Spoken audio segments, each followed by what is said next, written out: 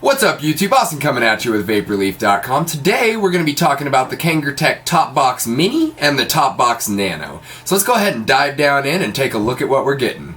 Alright, here we are down in close with the Topbox Mini and the Topbox Nano. Let's go ahead and open them up and see what you get in the box. We'll go ahead and do the Nano here first. So that's just going to flip open here. Open kind of like a book more or less. So you're going to get the Top Tank Nano, the Sub-Box Nano. This one is in pink. They do have quite a few different colors of them. Gonna pull this little foam up. Do get a book here, and you do have some stickers with it. Now those stickers here, I do have a battery in this device. You can kind of, well, yeah, you can kind of see in there that there's a purple battery in there. Let's show you that guy, a little EFS there. When you put that on there, that purple kind of throws off that whole pink theme. So what you can do is you can take these stickers, there's 4 of them there, and stick them on your battery. Just like that, and that will go ahead and cover that up and keep that whole color theme you're going for. So like I said, we have the books, the device and the tank. You do get a replacement glass. You're going to get a, I believe, half ohm coil in the box.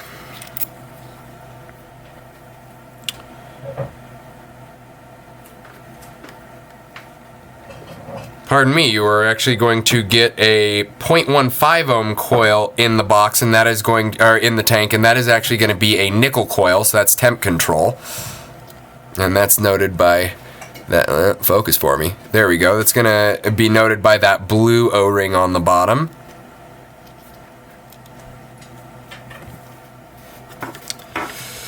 You're going to get a 1.5 ohm Kanthal coil.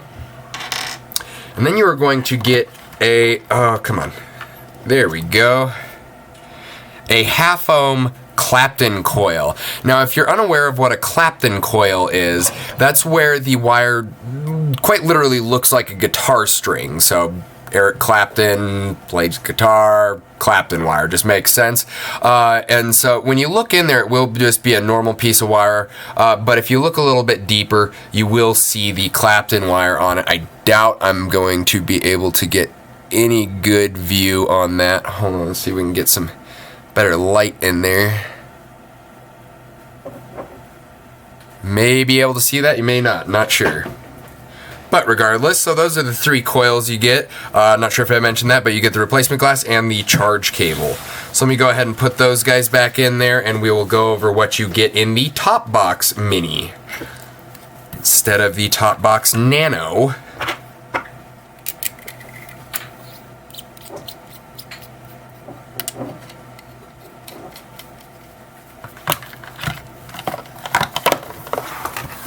In the Topbox Mini, we'll go ahead and just flip it open like that. You're going to get the device,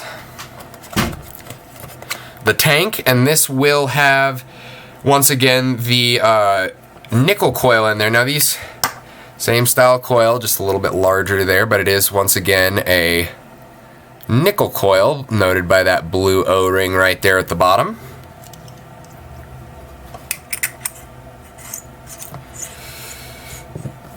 And we'll go ahead and pull the foam up. Once again, you get a book. You're going to get red stickers with this to go along with the red and black theme, because you do still have that cutout. I don't have a battery in this one. And we'll go ahead and talk about the insides here in just a minute. You're going to get your charge cable. You are not going to get a replacement glass, so that is one thing that's different. You do not get a replacement glass. I believe the other 2 coils are going to be the same. We have, actually, no, pardon me, we do have a half ohm Kanthal there, and then the, what should be the Clapton. Yes, and that is going to be the half ohm Clapton coil for you. What you do get with this that you don't get with the Nano, though, is a rebuildable section. I'll just go ahead and screw the top off so you can see inside there. You can see the two screws with the coil right there, and there is an airflow hole right underneath there. To get into there, you do need to unscrew this little screw. This sleeve slides off, and you can rebuild it from there. My personal recommendation, go ahead and stay away from this thing unless you have a bunch of time that you are looking to waste, because this is a great time to waste a decent amount of time, unless you are pretty familiar with building. But if you're pretty familiar with building, you're most likely not looking at this device, at least not for you. It does come with some cotton to wick that coil up with, and some spare parts. You do get some extra screws and an extra coil and a screwdriver to rebuild that rebuildable section with. Get that all out of the way. Alright, now we are going to go ahead and walk you over what everything's doing with the Topbox Mini. Now the Topbox Mini as well as the Topbox Nano are going to work identically. The only difference is tank size as well as device profile. So you can see the tank sizes.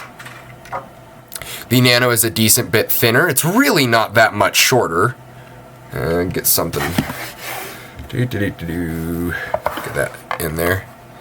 So you can see that the tanks are really not that much as far as height goes, but in width, the Mini is going to be a decent bit wider than the Nano. I personally like the Mini, but that comes down to personal preference.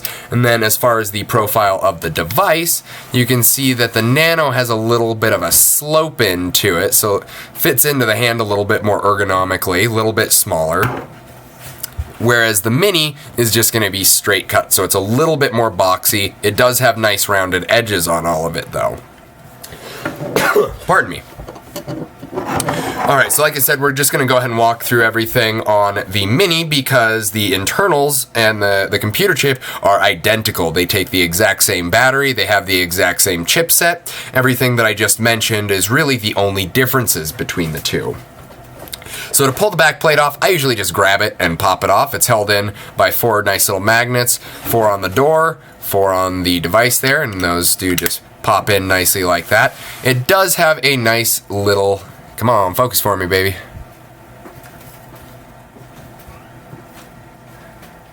Does have a nice little notch right here though.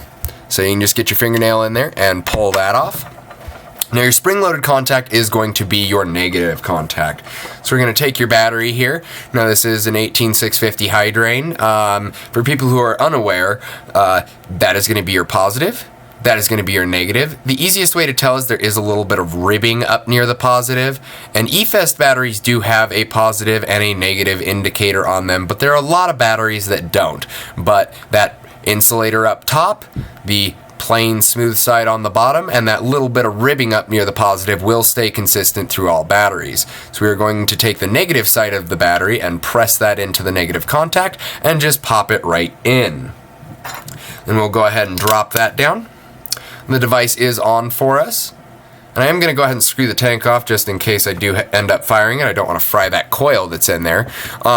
So just like most devices, 1, 2, 3, 4, 5, we'll turn it off. You can see off there.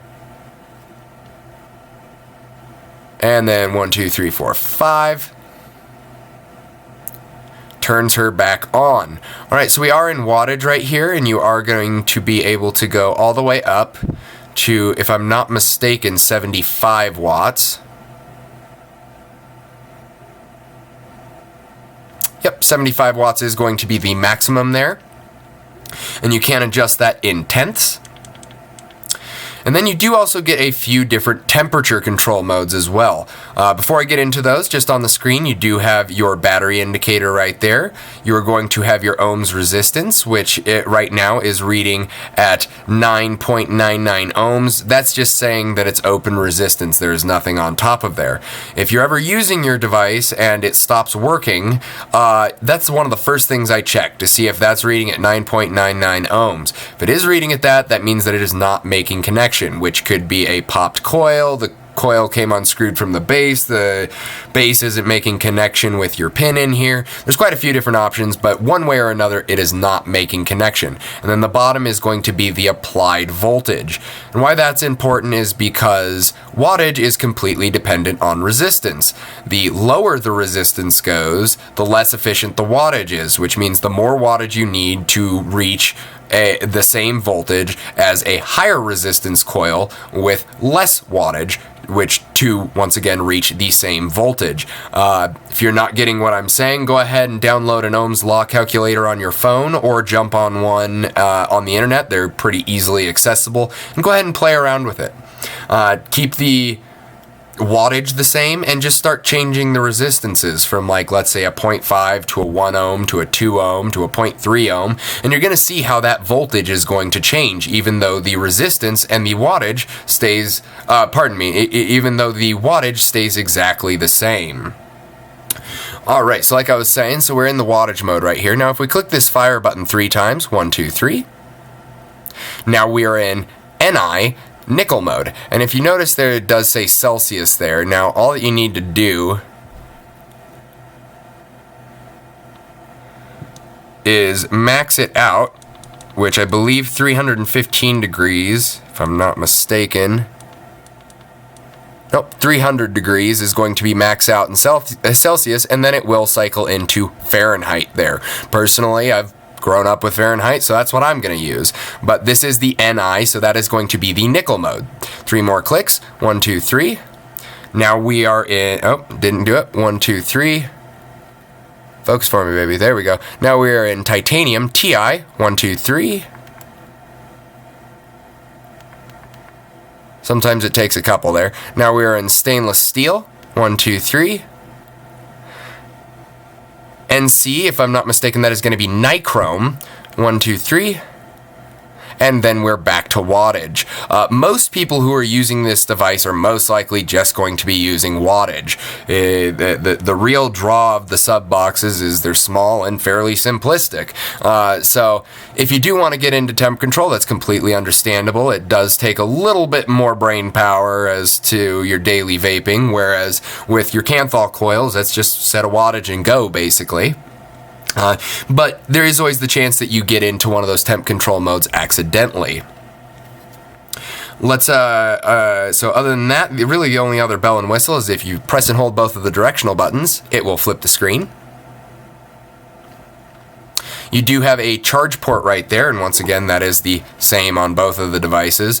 You can charge the battery through the device, or you can pull the battery out and charge it externally. When you have the option to pull the battery out and charge it externally, I always recommend that. Just charges the batteries better, but you can always use that. There's no reason to get a charger if you're not wanting to get a charger, and this does allow you to vape and charge simultaneously, but there is a lot of inherent movement when you're vaping, so you want to be careful about that because this is kind of a weak point on all devices that have a USB port. They're held in there with 4 tiny little feet, and they will break off fairly easily. They do take a fair amount of force and a little bit of time to do so, but it's the most common issue we see when these devices do fail. So that was the Topbox mini battery there. As far as the tank goes here, this is kind of what makes it the Topbox.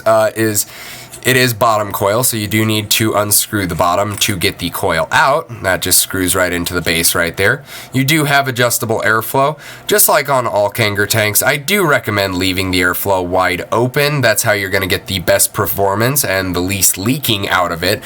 But like I said, if you can't get those nice lung inhales, just go ahead and reduce it down. You're just going to run into more leaking issues. And then the beautiful part about it is to fill it, you just unscrew it from the top right here and fill it right from there. It does also have a removable drip tip to it, so if you don't like this drip tip, you can throw whatever you want on there. And then other than that, it's just the same as all the other sub boxes out there, which I've done videos on. So let's go ahead and jump back up and we'll finish this guy up.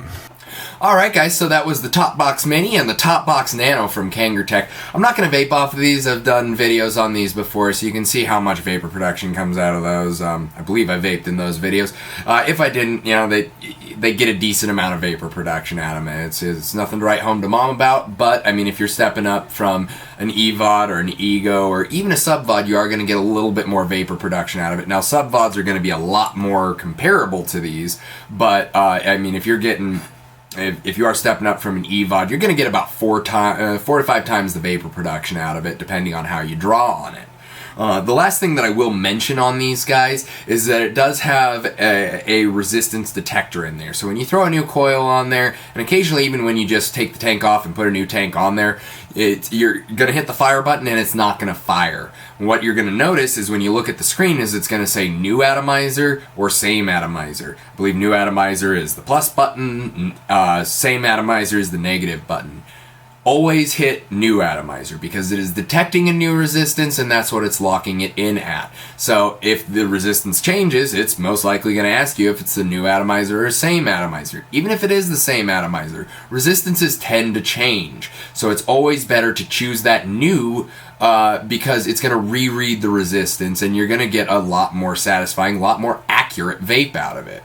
So, other than that, guys, thanks for watching. If you liked the video, make sure to hit that like button. For all the latest and greatest videos, make sure to hit that subscribe button. You guys have a great day. Bye now.